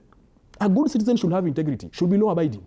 So if you're a good citizen and we elect you, we expect you to have these values under Article 10, Chapter 6, leadership and integrity. So once you get in there and you decide to now fail us on what is your responsibility, because it's a responsibility to have integrity. It's a responsibility. Do you know that? Do you think Kenyans pay attention to Chapter 6 do you when know? electing leaders? Do you know that it's not about? Do you know that you should have it? Even if nobody is watching you, you should be you should not be corrupt. Wakili. Yes. It's a responsibility. Do you know that? Wakili, is there a role that the citizen plays in this constitution? That's what I'm telling you. That's what I'm trying to tell you this. We have, our role is basically to identify, because we cannot all be leaders. Yes. Our role is as simple as this. We elect people to represent us. Now, whoever we elect, our assumption, it's from a point of assumption that you have integrity. Because it's a civic responsibility. The Constitution says you should have integrity. It's a civic responsibility you should be having. If you want to look for a job, let me give an example. You're coming here to look for a job. Mm-hmm. The thing says you must be a degree holder. Why should you come here if you have a diploma? Why should you show up? Mm-hmm. Yes, we have told you that we want a person who has a degree to show up for a job interview. Come here with a certificate. You're just becoming a joker. Mm-hmm. Our threshold is very simple. You must be a degree holder. So the question says in Chapter 6, you must be a person of integrity and good conduct. So once you come, and we give you the responsibility, yet you are a goon. You have failed us. So what is the role of the citizen? No. What is the role of the citizen, even in choosing a leader? You're saying even a bad person can be elected. What is the role of a citizen? Okay, I'll give you an example. I'll give you an example. I'll give you an example, historical example. All these people, when they come in, when our president was coming in, who thought that Article 26 will be violated? No, when he was coming in and we saw a churchman, we basically saw this was a Christian. Whose failure was it? Who saw that Article 26 will be failure was it was his failure. His failure to pretend. It was his failure to protect the rights of people. Jared. His failure. Jared. No. You are running away from reality. You are running away from the reality. You're having. And we must tell you. No. You are running away from the reality. No, Ken. Having notions of ground. No. I think it's fair. No. It's not fair. There's nothing fair about it. No. Address my issues first. Wakili, yes. Relax. Address my issues The issue is, I feel we're excusing the Kenyan from his role.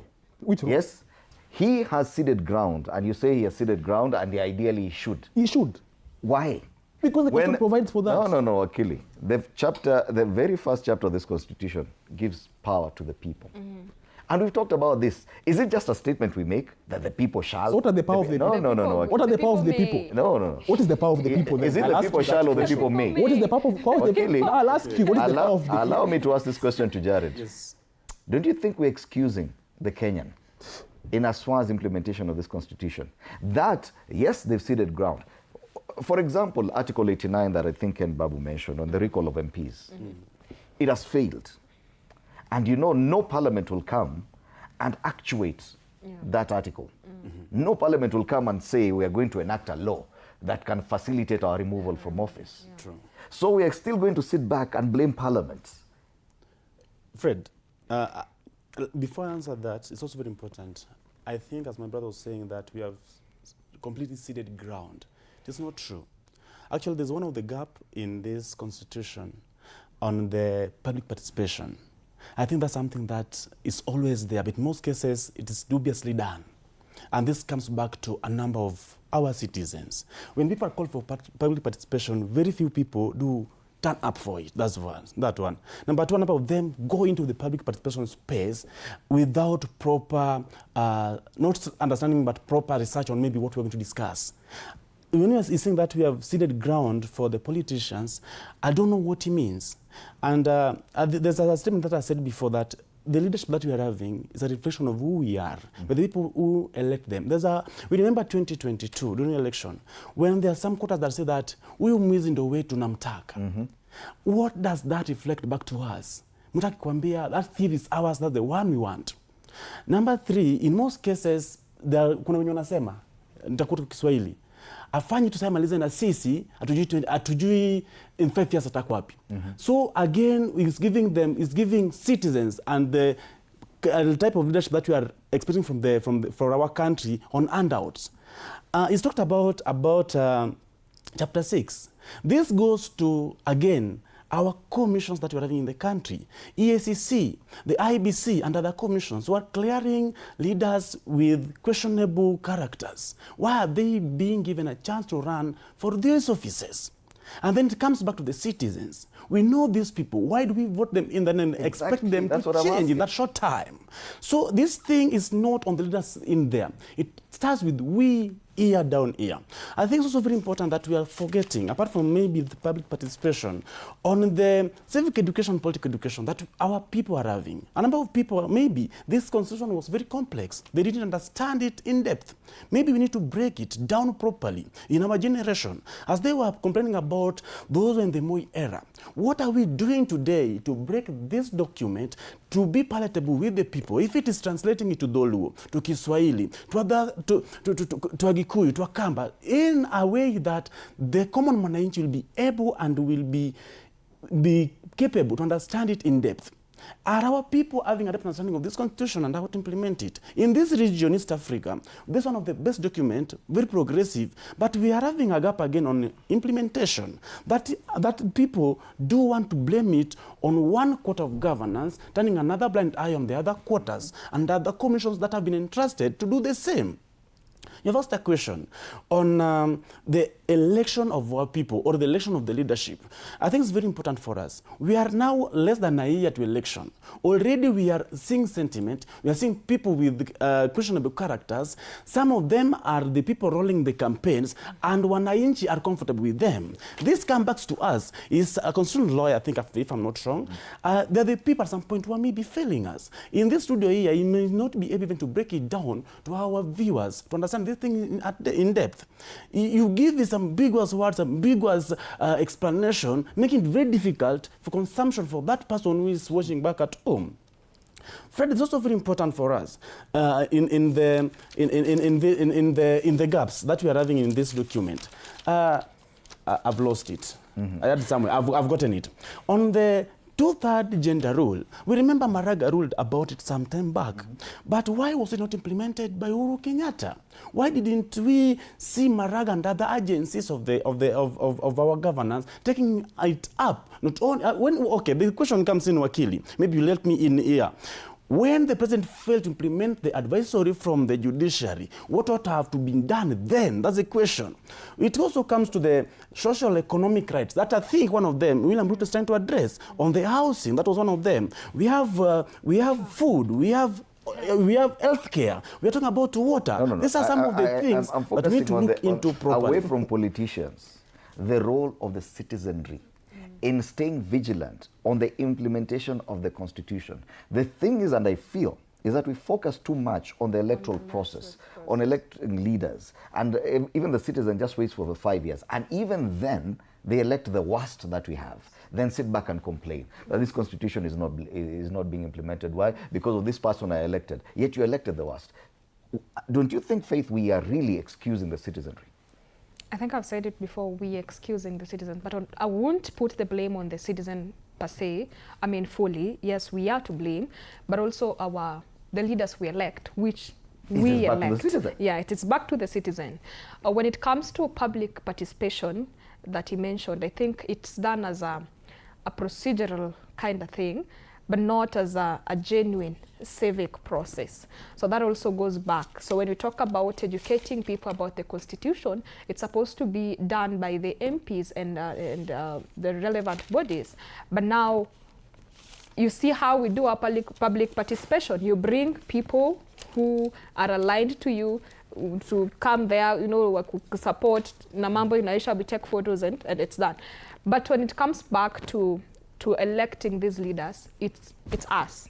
It's our own doing, because we sit down, we know very well the person we're putting into office, then we sit back and complain this person has failed us. And to your surprise, we are complaining that they have failed, but again, we are re-electing them, and we keep on re-electing them. You see, the other time, when Obado's case, when the judge talked about when he was found guilty, you saw people escorted him to the house, to court, you know, his supporters, and this is person who has been, you know, convicted. And we are the same people. We are the same people. Yeah, we're talking about corruption. The other guy, the other governor who was arrested, what is his name? Waititu, I think so. Waititu. Right now, you see people are questioning, kwani ako ndani kweli, si atolewe sasa, you know, it's us, the same people. When we start going after leaders, when we start questioning, the other time, the MP from Mount Kenya, who was called by NCAC because of his remarks, and you saw people complaining, mbona yeye anashikwa na nani anaachwa. You see, so there's a point, there's a level of accountability that we want to be implemented, but not fully. Like the accountability that favors my side, but the other person, you know. So it's about us, because if implementing the Constitution fully, we have the powers to even put the president on the right, because if we say we are the citizen, this is going on wrong.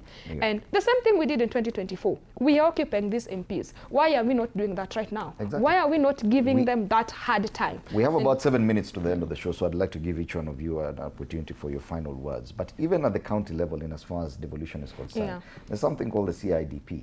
The county, something about integrated development plan, where every citizen is free to go and give. According to records, people don't show up. And the county spends those billions of shillings without the participation of the citizenry. That's just an example. I'm not asking you to comment on it. But make your final words. Who is really to blame when it comes to implementation of this Constitution? Ken Baba.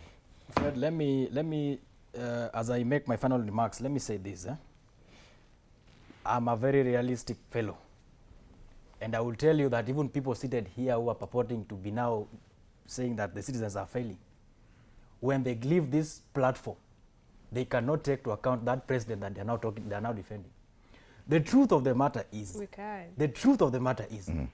if you want to take people into account, President William Ruto has done so much, a big mess in this country. And I do not expect today that there should be any young person sitting somewhere on a TV saying that this fellow deserves a second term. This fellow is now the best thing that has happened to young people after sliced bread. I mean, you cannot do that. So if these two colleagues have their political right, but who's defending? I know exactly who's even defending rights here. I know it's their political right. From this conversation, Fred, who's defending president? Okay. But let's what I'm saying is this. You see, we're listening to Ken. I agree with it's their political right. But what I'm saying is this: we must live and face the reality. That's why when I say that this document is clear, but there's too much political influence into the implementation of this document, I'm talking about what's on the ground, not what I think should happen. I'm talking about what is happening.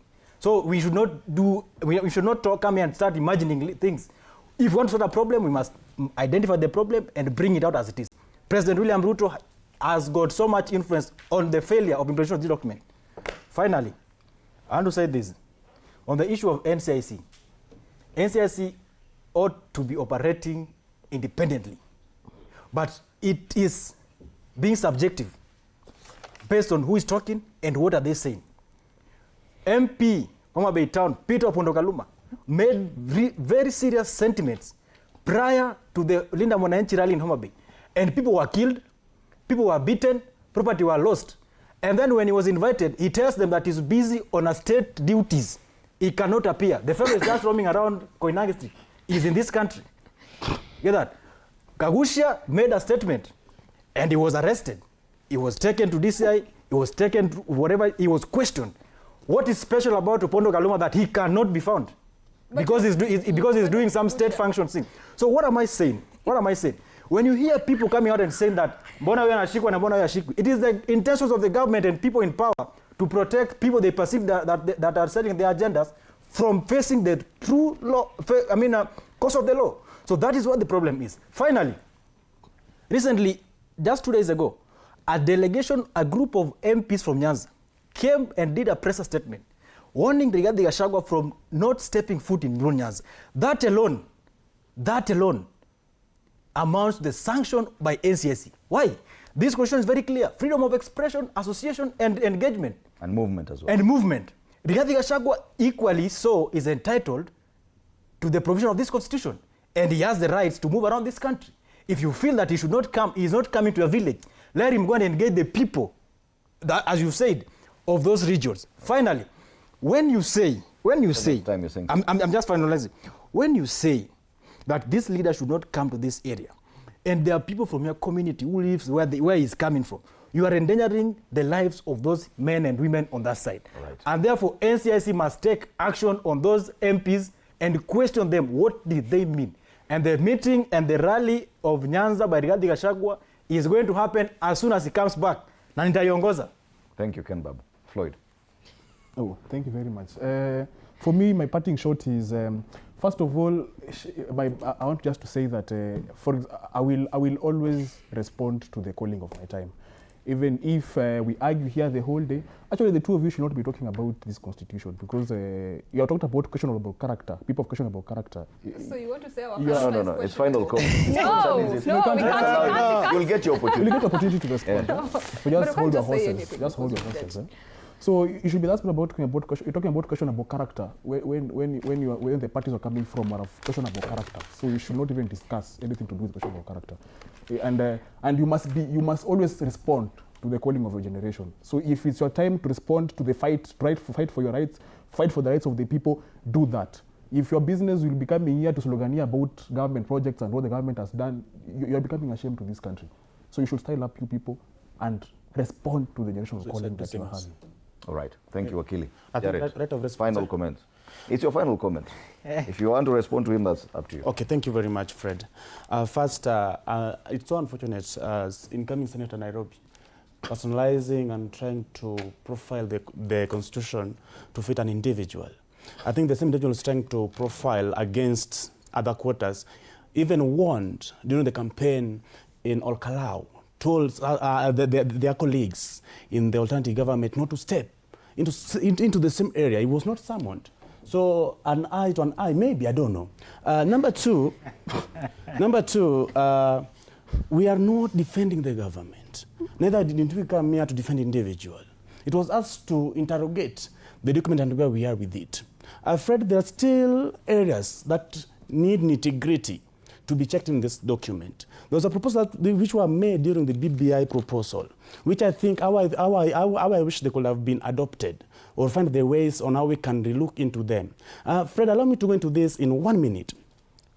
To allow her time as well. Yes, there was a proposal of us relooking into the numbers that we're having, the numbers of the counties. We are overrepresented today. We have so many MPs, a number of them, if you're very keen, for those of us who try to follow the parliament and the Senate, they don't even go to the house. And some of them were elected, they have never spoken in that house. I don't know, maybe the house is overcrowded. Number two, why do we still having nominated slots in the parliament unnecessarily? Number three, I think the women rep position was affirmative. We have a women rep who want to run for a third term or a fourth term. The question is, have they not been able now to be nurtured to run competitively. Like one of the governors that we have from Nyanza shows a women rep at first, and this is a governor. We have a women rep who was run all through. Fred, again, we must also remember, and that's concerned that we have been having a problem on winners take it all. That's why I think we've been having handshakes and arrangements in our governments. And I'm agreeing with what Raila was proposing then. The position of the Prime Minister and even having the opposition leader who is properly budgeted for and is having office running. Today, Rigathi Gachagua was budgeted for and his office running. I think could have been doing a proper, good job. Lastly, this is a rallying call to our generation. Let us take time. If there are those who can translate this constitution, if there are those who can be able to take it in different ways, break it down to the common mwananchi for us to be able, for the common masses and a bigger generation of our country to understand this document. Thank you. Thank you. Finally, Faith, wrap it up for us. Thank you so much, Fred. Young Ken Babu talked about reality, and I just want to tell you that nobody has the monopoly of reality. Our realities are very different depending with where you come from. So if you are hailing from Wamunyoro, then your reality automatically will reflect that of Wamunyoro. So now, I just want to tell the citizens of this country that President William Samoei Ruto, despite being the president of this country, is also a citizen of this country. So we can't leave all the job to the president. We can't keep blaming the president for everything. We should start holding our leaders accountable, starting at the grassroots, and not just leaders, even our institutions. There's so much we can do as a people. There's so much we can do as citizens with the powers that we have. So we should stop sitting down and saying, you know, President Ruto this, Ruto that. There's certain things that even your governor can solve. Like a county is another government on its own. With the resources they receive annually, it's actually enough to solve the problems within your county. So before sitting down and saying, you know, the buck stops with the president, no, it first starts with you. And you're the one who gave the president the power in the first place. Thank you. Thank you, Faith. And I can hear Ken Babu interrupting your final as he unveils copies of the Constitution. Because we are talking about 16 years after the Constitution promulgation, I thought it is very wise that I share copies of Katiba with TV47. Thank you so much. In form of appreciation for having young people in this platform, and of course making it easy for us to look at this document. So citizen, TV47, thank you so much, the management, and these copies are for you guys. You will put in your library or share around so that people can get to understand what does the document talk about. Thank you so much. Ken Babu, Nairobi Senate aspirant and also with the DCP party, also the chair of the DCP Youth Caucus. Jared Oye, ODM Youth League NEC member. Floyd Ouma Okello, lawyer, mediator and Secretary General of the Media Lawyers Association of Kenya. And Faith Ken, a youth advocate. And thank you so much for the vibrant debate we've had this morning on the implementation of this supreme document. Article 1 of the Constitution says on sovereignty of the people. All sovereign power belongs to the people of Kenya and shall be exercised only in accordance with this Constitution. Article 2, supremacy of this Constitution. This Constitution is a supreme law of the Republic and binds all persons and all state organs at both levels of government. No person may claim or exercise state authority except as authorized under this Constitution. 16 years on, Katiba. My name is Fred Ndimuli. It is a Feel Good Friday. After the break, we'll be having DJ Bluey 254 and a lot more coming later. Of course, we're paying tribute to this country music icon, Dolly Parton. Good morning and have a lovely weekend.